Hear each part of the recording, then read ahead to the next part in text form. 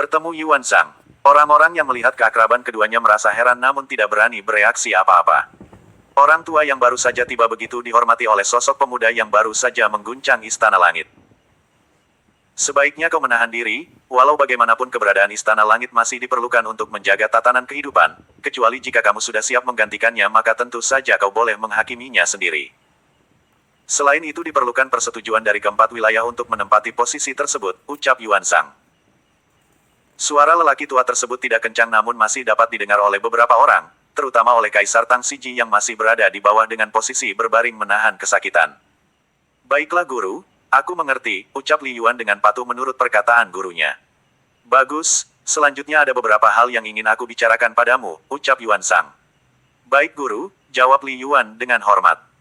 Dalam sekejap tubuh Yuan Zhang melompat ke udara diikuti oleh Li Yuan. Keduanya hilang dari pandangan orang-orang yang berada di sekitar Istana Langit. Tubuh Kaisar Tang Siji yang masih tergeletak tak berdaya menjadi perhatian para pengawal serta beberapa pejabat penting yang baru saja tiba untuk melihat pertempuran. Tubuh Kaisar Tang Siji kemudian dibawa masuk ke dalam istana oleh beberapa orang pengawal setianya. Tang Siji akan mendapatkan perawatan secara intensif dari tabib istana akibat luka dalam dan luka luar yang dideritanya. Setelah sembuh tentunya ia akan seperti Kasim, tidak bisa lagi berbuat yang aneh kepada para wanita yang selama ini ia lakukan. Kekalahan Kaisar Tang Siji dan rasa malu yang ia dapatkan, tidak lepas dari kesalahan yang ia perbuat sendiri. Ying Kusan melihat pemandangan barusan masih berekspresi dengan tenang, sebagai pengikut dari Li Yuan ia memiliki kebanggaan yang tidak terkira pada saat ini. Pemuda yang ia ikuti tidak hanya tangguh, tetapi juga mampu menahan dirinya dari godaan kekuasaan. Kakak, apa yang terjadi padamu? Tanya Ying Kai saat mendekati kakaknya. Seperti yang kau lihat, aku sekarang mengikuti pemuda yang telah mengguncang tempat ini, jawab Ying Kai dengan tenang. Apakah hal ini tidak akan berpengaruh terhadap keluarga kita yang dicap sebagai pengkhianat kerajaan di kota Jincheng, ujar Yong Kai dengan khawatir. Apa yang perlu kau takutkan? Apakah kau tidak lihat kekuatan tuanku? Bahkan jika ia mau untuk meratakan kota Jincheng sangat mudah baginya, kata Ying Kusan memberi penjelasan kepada adiknya. Sebagai jenderal besar dan bagian dari Istana Langit, Ying Kai merasa serba salah. Kamu tidak usah terlibat dengan urusan yang bukan menjadi urusanmu, yakinlah tuanku tidak arogan. Dia adalah pemuda yang baik, meskipun aku baru mengikutinya namun aku bisa lihat ketulusan yang ia lakukan terhadap orang lain. Ia tidak bersenang-senang untuk pribadi, adapun kejadian hari ini adalah akumulasi dari perbuatan-perbuatan Kaisar Tang Siji yang sudah berulang kali menyinggungnya, jelas Ying Kusan kepada adiknya. Mendengar penjelasan dari kakaknya, ia merasa lebih baik. Sebagai seorang kakak, Ying Kusan adalah orang yang paling ia segani di keluarga besar Ying sepeninggal kedua orang tuanya. Satu lagi, beritahu pasukanmu untuk tidak menyinggung tuanku. Perlu kau ketahui, sebelumnya ribuan prajurit Jenderal Chen Seng tewas tanpa jasad, tubuh mereka menguap menjadi butiran debu begitu saja hanya dalam satu serangan, ujar Ying Kusan memperingati adiknya. Selain itu kau berhati-hatilah, aku yakin musuh yang sebenarnya akan muncul. Kekacauan besar akan tiba dan mengguncang alam langit. Di saat seperti itu kelak kau akan mengerti bagaimana sifat dan sikap tuanku, ucap Ying Kusan memberi peringatan kembali. Di antara banyak orang, Ying Kai adalah adiknya yang ia sayangi. Walaupun keduanya sudah dewasa, namun hubungan darah di antara keduanya begitu akrab. Di atas langit, dua sosok tubuh tampak berdiri mengambang di antara gulungan awan. Keduanya tampak sangat santai tidak ubahnya mereka berada di atas tanah. Aku sengaja menemui dirimu karena ada sesuatu hal yang sangat penting untuk aku sampaikan, ucap Yuan Zhang dengan serius. Li Yuan tampak terdiam dan dengan serius mendengarkan perkataan dari gurunya tersebut. Beberapa saat lagi kekuatan kegelapan akan bangkit untuk membuat keributan di alam langit, ucap Yuan Zhang dengan ekspresi rumit. Apakah dengan kekuatan kita berdua tidak bisa menghancurkan aula jiwa? Tanya Li Yuan tiba-tiba. Yuan Zhang tampak terdiam, lalu berkata. Pada saat ini masih bisa, namun keberadaan Yao Guai dan 5 orang pengikutnya sulit dideteksi dengan mudah. Mereka memiliki karakteristik unik yang bisa menyerupai orang lain serta menyamarkan ki dalam tubuhnya. Awalnya mereka bukan ancaman, namun setelah menemukan petunjuk untuk membangkitkan dewa kegelapan mereka mulai menyimpang, jawab Yuan Zhang dengan rasa bersalah. Aku baru saja mendengar jika mereka sedang berada di Sekte Angin Puyuh, beberapa muridnya yang berhasil lolos telah mengatakan hal itu beberapa waktu lalu, ucap Li Yuan. Kau berhati-hatilah, meskipun kau sudah bertambah kuat namun jika menghadapi 5 pilar aula jiwa secara langsung maka itu akan sulit. Teknik pengontrol jiwa mereka memiliki karakteristik yang unik pada tiap-tiap orang. Perlu strategi yang tepat dalam menghabisi mereka, ucap Yuan Zhang. Lalu apa yang akan guru lakukan? Tanya Li Yuan dengan bingung. Aku akan berada di Provinsi Naga Biru untuk menjaga naga bumi yang kini sudah berada di keluargamu. Jika naga bumi berhasil dipengaruhi oleh mereka maka kebangkitan Dewa Kegelapan tidak dapat dicegah lagi, ucap Yuan Zhang. Selanjutnya Yuan Zhang menceritakan tentang metode untuk membangkitkan Dewa Kegelapan yang kini tengah dijalani oleh orang-orang Aula Jiwa. Yuan Zhang juga memberitahu muridnya selain Aula Jiwa juga ada Dewi Penguasa Malam yang baru saja bangkit, dengan kekuatan kegelapan ia juga sangat kuat. Apapun alasannya, kamu harus bisa membunuh Dewi Penguasa Malam sebelum ia menjadi ancaman serius bagi kehidupan di alam langit, pinta Yuan Zhang dengan ekspresi serius. Baik guru, murid ini akan berbuat yang terbaik untuk menjaga alam langit ini, janji Li Yuan dengan serius. 1. Aku tak akan lama berada di sini. Selama kau pergi, kau tidak usah mengkhawatirkan orang-orang terdekatmu. Namun saranku, jika kau ada waktu perkuatlah teknik karakteristik jiwamu. Hal ini juga berhubungan dengan naga bumi, jika ia memiliki kontrak jiwa dengan kamu maka kamu bisa menjaganya dengan lekat. Namun jika kekuatan jiwamu masih lemah, aku khawatir Yao Guai dapat menerobos kontrak jiwa yang telah kau buat. Teknik kontrol jiwa yang Yao Guai miliki terlalu menakutkan, hanya orang-orang seperti kita yang tidak terlalu terpengaruh. Namun kita jangan terlena, karena Yao Guai akan semakin kuat seiring berjalannya waktu, ucap Yuan Zhang memberi peringatan. Penunjukan Kaisar Langit. Setelah mendengar penjelasan dari gurunya, kini pemahaman Li Yuan tentang aula jiwa menjadi semakin luas. Ia tidak mengira jika aula jiwa berhubungan dengan Dewa Kegelapan yang belum ia ketahui tentang keberadaannya. Aku akan pamit sekarang, kamu berhati-hatilah. Ini adalah kitab yang ditinggalkan oleh sang penguasa alam langit beberapa ribu tahun yang lalu, ucap Yuan Zhang sambil mengeluarkan sebuah kitab yang tampak kuno dari cincin penyimpanannya. Setelah menerima kitab pemberian dari gurunya, Li Yuan berkata, "Terima kasih atas semua penjelasan dari guru," ucap Li Yuan sambil membungkukkan badannya. Sebelum Li Yuan mengangkat badannya kembali, sosok Yuan Zhang sudah menghilang dari pandangannya. Hanya tersisa energi ki tipis sepeninggal gurunya tersebut. Setelah Li Yuan berada pada tingkat Kaisar Dewa ia dapat merasakan ki gurunya, berbeda dengan sebelumnya di mana ia tidak bisa sama sekali merasakan fluktuasi ki gurunya tersebut. Li Yuan segera memasukkan kitab yang baru saja ia terima ke dalam cincin ruangnya. Setelah di kota Nanguan, ia akan membacanya secara serius. Li Yuan segera kembali ke Istana Langit, kekacauan yang baru saja ia lakukan perlu ia bereskan dengan cepat. Setelah mendengar kebangkitan aula jiwa ia merasa lebih khawatir dengan Fang Yin dan klan Yue Hao yang berada di kota Nanguan. Sementara kota Qinghai kini berada di bawah pengawasan gurunya, jadi ia tidak terlalu khawatir. Namun tugasnya dalam memusnahkan Dewi Penguasa Malam masih belum ia mengerti. Ia belum pernah mendengar petunjuk apapun sebelumnya tentang orang yang dimaksud oleh gurunya tersebut. Dalam sekejap Li Yuan sudah berada di depan Istana Langit kembali. Ribuan pasukan yang masih berjaga tampak berbaris rapi di depan seorang pria yang sedikit mirip dengan Ying Kusan. "Salam Tuan," sapa jenderal tersebut dengan hormat. Li Yuan mengernyitkan alisnya melihat ke arah jenderal pasukan yang baru saja menyapanya.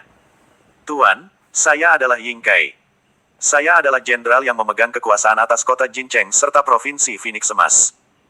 Saya juga adalah dari Ying Kusan," ucap Ying Kai mengenalkan dirinya. "Apakah kau berasal dari Sekte Api Abadi juga?" tanya Li Yuan dengan serius.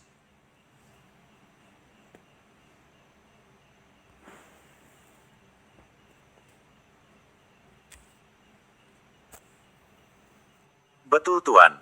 Sebaiknya kita mengobrol di dalam istana saja supaya lebih jelas," ucap Ying Kai.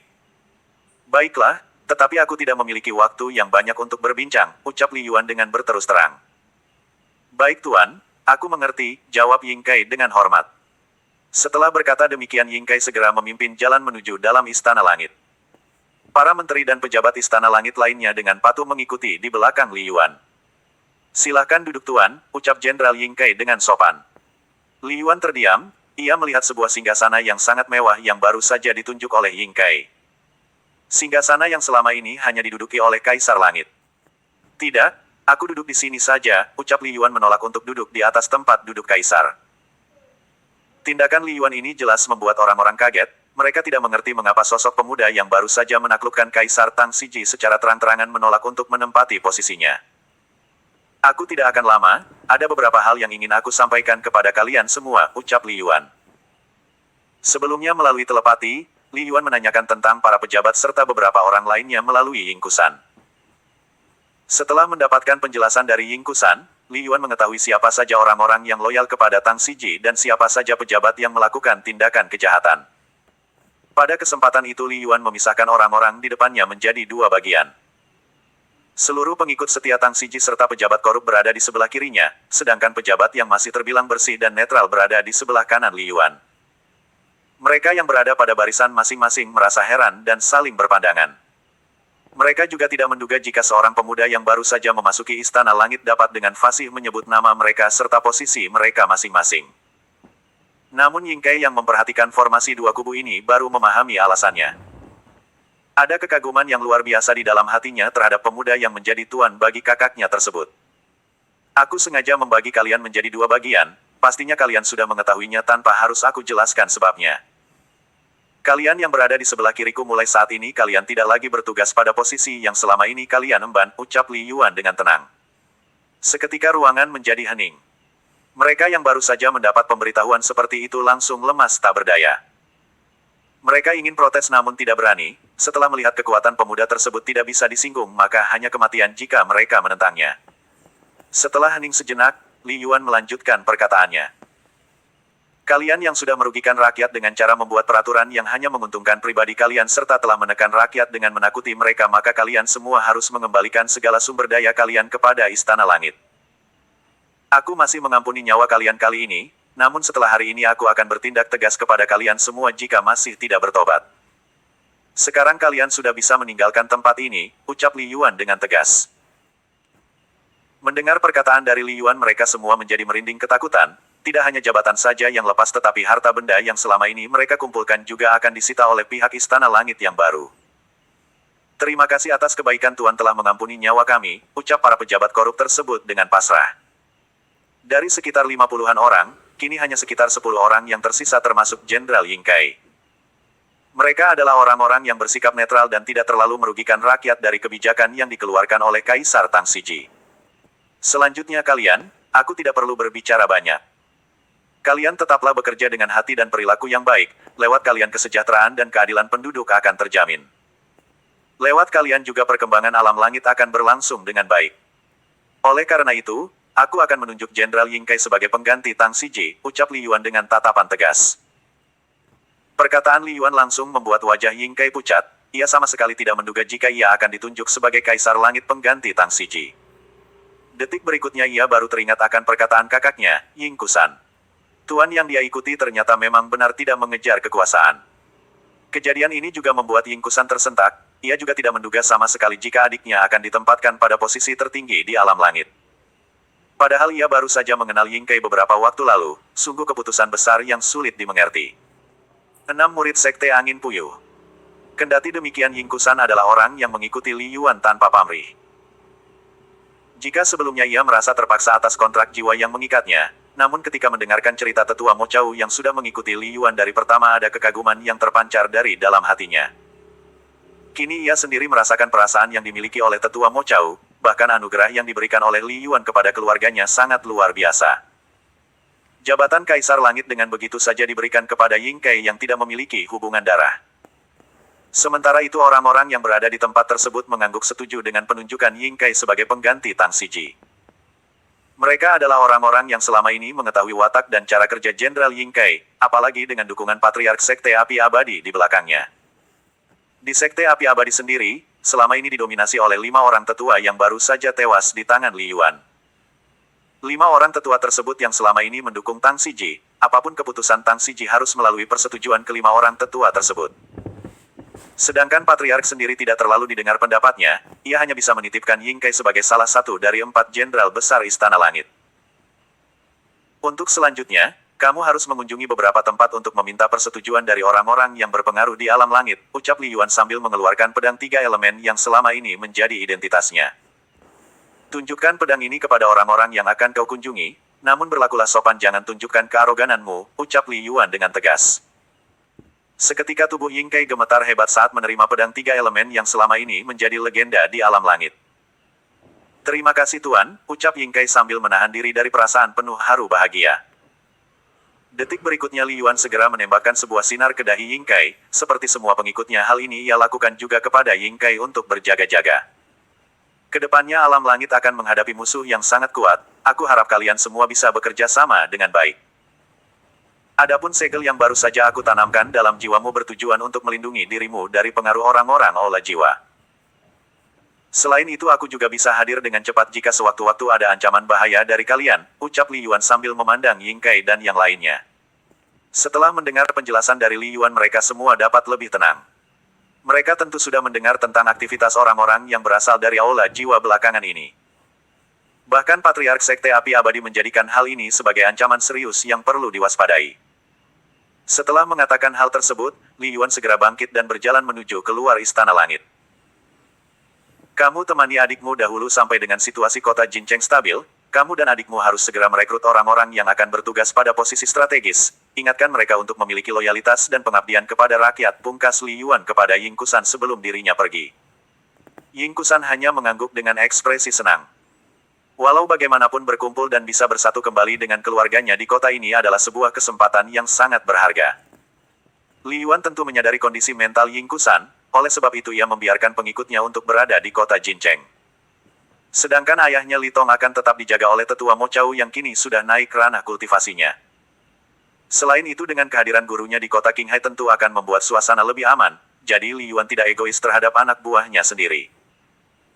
Diikuti oleh Ying Kai dan para pejabat Istana Langit, Li Yuan bergegas menuju perahu terbang tempat di mana ke-6 orang murid Sekte Angin Puyuh menunggu dirinya. Kedatangan Li Yuan dan para pejabat Istana Langit tentu saja menjadi heboh. Ini adalah pertama kalinya pejabat Istana Langit berjalan mengikuti seorang pemuda dengan patuh. Ribuan warga Jincheng penuh dengan rasa penasaran, namun bisikan-bisikan dari para penduduk terus menyebar dengan cepat. Berita tersebut juga dengan cepat menyebar ke kota Sichuan sebagai ibu kota Provinsi Phoenix. Emas. Gubernur kota Sichuan, Zhao Xiang sangat kaget atas peristiwa penaklukan kota Jincheng dan Istana Langit yang terjadi begitu saja. Sebagai orang yang ditunjuk oleh Kaisar Tang Siji ia merasa kedudukannya akan terancam, maka dari itu ia segera mengunjungi Sekte Api Abadi untuk meminta dukungan. Di kota Jincheng sendiri bergantinya era kepemimpinan Tang Siji kepada Jenderal Ying Kai pun disambut gembira oleh para penduduk, terutama orang-orang yang berasal dari keluarga Ying. Sementara itu para murid senior Sekte Angin Puyuh yang kini sedang bersembunyi di dalam perahu terbang seketika menjadi keheranan atas suara yang ditimbulkan iring-iringan para penduduk.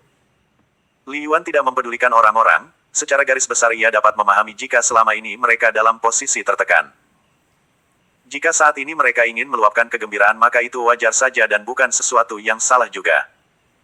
Setelah berpamitan, Li Yuan segera menaiki perahu terbang untuk segera kembali ke kota Nanguan. Tuan pendekar Anda sudah kembali, ucap Huge dan Yu Bin secara bersamaan.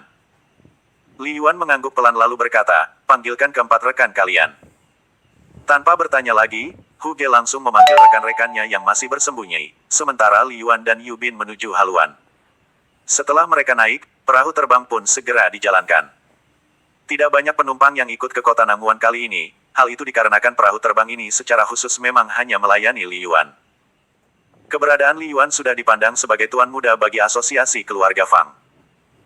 Hal ini juga dikarenakan hubungan Li Yuan dengan Fang Yin yang sudah disetujui oleh kedua keluarga. Bagaimana keadaan kalian? Ceritakanlah, ucap Li Yuan sesaat setelah ke-6 murid Sekte Angin Puyuh mulai berkumpul.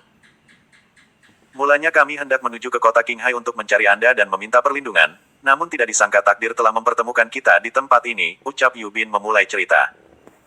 Berikutnya ia menyampaikan kronologis orang-orang aula jiwa yang telah menyusup ke Sekte Angin Puyuh. Bahkan Patriark dan tetua sekte tersebut dapat dipengaruhi dengan mudah oleh 5 orang yang merupakan para pimpinan aula jiwa. 5 orang? Tanya Li Yuan saat mereka menyampaikan ceritanya. Iya benar, mereka berlima memiliki kekuatan yang sangat hebat, bahkan Patriark sekte bukan tandingan mereka, terang Yu Bin dengan serius. Kemudian Yu Bin melanjutkan ceritanya dengan detail, hingga ia berhasil kabur dari Sekte Angin Puyuh dengan cara menyeberangi lautan. Kepergian mereka berenam dari sekte, lambat laun akan diketahui juga oleh sekte. Maka dari itu hanya Li Yuan yang dapat menolong mereka dari ancaman sekte yang kini telah dikuasai oleh orang-orang aula jiwa. Inisiatif Fang Yin. Setelah mendengar cerita dari Yu Bin, kini Li Yuan dapat mengerti keadaan sesungguhnya Sekte Angin Puyuh yang sudah dikuasai oleh orang-orang aula jiwa. Pada saat ini Li Yuan mulai memahami jika alam langit sedang tidak baik-baik saja. Mulanya ia mengira segala permasalahan di alam langit karena dipicu oleh Kaisar Tang Siji dan Sekte Api Abadi sebagai poros pendukung. Li Yuan juga baru memahami mengapa gurunya menolak untuk duduk sebagai Kaisar Langit terpilih saat itu. Namun kini Li Yuan menghadapi hal yang sama, hanya saja ia tidak mau mengulangi kesalahan gurunya dengan meninggalkan begitu saja. Sehingga Kaisar pengganti dirinya bersikap semaunya tanpa ada kekuatan penyeimbang untuk mengontrolnya. Setelah ini kalian tidak usah ke Provinsi Naga Biru, ikutilah Yue Feng. Kalian tidak akan menyesal menjadi pengikutnya, ucap Li Yuan memberikan solusi. Keenam orang tersebut saling pandang, ada sedikit keraguan di mata mereka. Namun mereka juga tidak memiliki tempat untuk berlindung, nama Yue Feng sudah mereka kenal sebagai putra dari Tuan Yue Fei Gubernur Provinsi Raja Wali Emas. Baiklah Tuan Pendekar, kami akan mengikuti saranmu, jawab Yu Bin sekaligus mewakili teman-temannya. Li Yuan kemudian mengangguk puas atas keputusan dari Yu Bin beserta teman-temannya. Pada saatnya, Li Yuan akan meminta Yue Feng sebagai Jenderal Langit Perwakilan Provinsi Raja Wali Emas. Sedangkan dari Provinsi Naga Biru ia akan meminta Li Tong untuk mengisi jabatan Jenderal Langit. Selain itu Li Yuan juga mempertimbangkan nama-nama seperti Fan Rou dan Fan Lo untuk mengisi posisi strategis di Kekaisaran Langit. Selama beberapa tahun terakhir Li Yuan memiliki sahabat yang sudah teruji kredibilitas serta loyalitasnya. Oleh sebab itu tidak akan berlebihan jika mereka semua diberikan kepercayaan untuk mengurusi beberapa urusan di alam langit. Setelah meninggalkan kota Jincheng, perahu terbang bergerak dengan cepat menuju kota Nanguan. Setibanya di sana hari sudah gelap, namun alangkah terkejutnya Li Yuan jika kedua orang wanita cantik telah menunggunya secara bersamaan. Bagaimana kalian bisa bersama? Tanya Li Yuan saat melihat Yue Hao dan Fang Yin yang tampak cemas. Fang Yin dan Yue Hao segera menghamburkan diri mereka ke dalam pelukan Li Yuan. Mereka berdua mengabaikan pertanyaan Li Yuan. Menghadapi dua orang wanita yang memeluknya membuat Li Yuan tidak bisa berkata apa-apa. Ada ekspresi rumit yang terpancar dari wajahnya. 1. Sementara keenam murid Sekte Angin Puyuh yang melihatnya tampak kagum terhadap pemandangan seperti ini. Entah mengapa aku merasa terlalu menyia-nyiakan usia mudaku, ucap Yu Bin. Sayangnya kau tidak memiliki wajah yang tampan seperti Tuan Muda Li, ucap murid yang lainnya. Hahaha. Setidaknya aku masih sedikit lebih tampan dari kau, balas Yu Bin. Sebelumnya saat Li Yuan sedang berada di kota Jincheng, Fang Yin berinisiatif mendatangi kediaman Yue Hao. Mulanya tujuannya datang ke kota Nanguan adalah untuk menghindari kontak Li Yuan dengan wanita lain, terutama Yue Hao. Inisiatif yang dilakukan oleh Fang Yin dikarenakan sikap Yue Hao yang terlihat menyukai Li Yuan. Namun saat Li Yuan menyelamatkan Yue Hao dari tangan Jenderal Chen Sheng, Fang Yin dapat merasakan api cinta yang tumbuh di hati Li Yuan.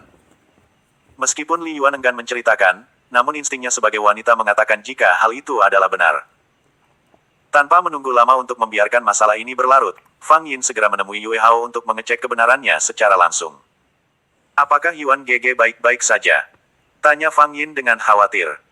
Aku terluka, ucap Li Yuan sambil memegang dadanya. Benarkah? Tanya Yue Hao dengan khawatir. Buru-buru ia menyentuh dan memeriksa dada Li Yuan untuk memeriksa kondisinya. Apa yang kau rasakan? Tanya Fang Yin yang tidak kalah merasa khawatir. Fang Yin dan Yue Hao tahu jika perjalanan Li Yuan ke kota Jincheng tidak mudah, ia pasti menghadapi musuh yang kuat dari pihak Kaisar Tang Siji. Hatiku terasa sesak, ada nama kalian yang kini mulai mengisi hatiku, ucap Li Yuan sambil tersenyum cerah. 1. Ucap Yue Hao yang langsung memukul dada Li Yuan dengan pelan. Fang Yin hanya tersenyum ringan mendengar candaan dari pria yang ia kasihi tersebut. Ada perasaan yang kini lebih nyaman ia rasakan saat ia bersikap menerima Yue Hao.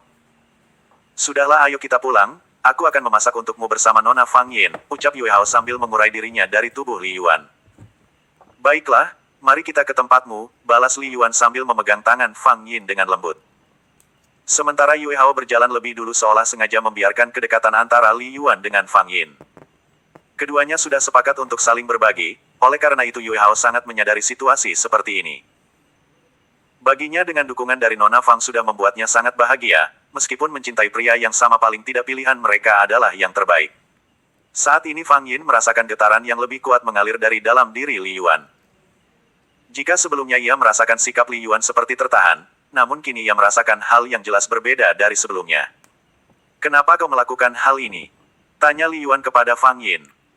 Aku hanya tidak mau Yuan GG mengkhianatiku, jawab Fang Yin dengan jujur. Pada saat mengatakan hal tersebut, dua butir air mata Fang Yin menetes begitu saja. Sebagai seorang wanita tentu ia juga tidak ingin berbagi, perasaannya begitu tulus dalam mencintai Li Yuan.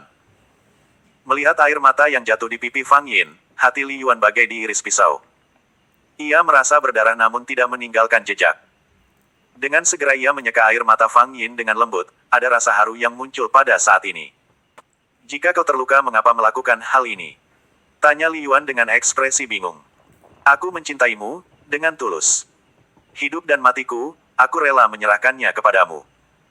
Namun aku juga bisa memahami perasaan lelaki seperti dirimu, kekuatan serta ketampananmu selalu menggoda wanita manapun tanpa terkecuali. Dengan adanya aku dan Nona Yue Hao, setidaknya aku tidak berharap Yuan Gege akan menyalahgunakan anugerah yang ada dalam diri Yuan Gege, ucap Fang Yin dengan jujur. Li Yuan segera mengencangkan genggaman tangannya saat mendengar pengakuan dari Fang Yin.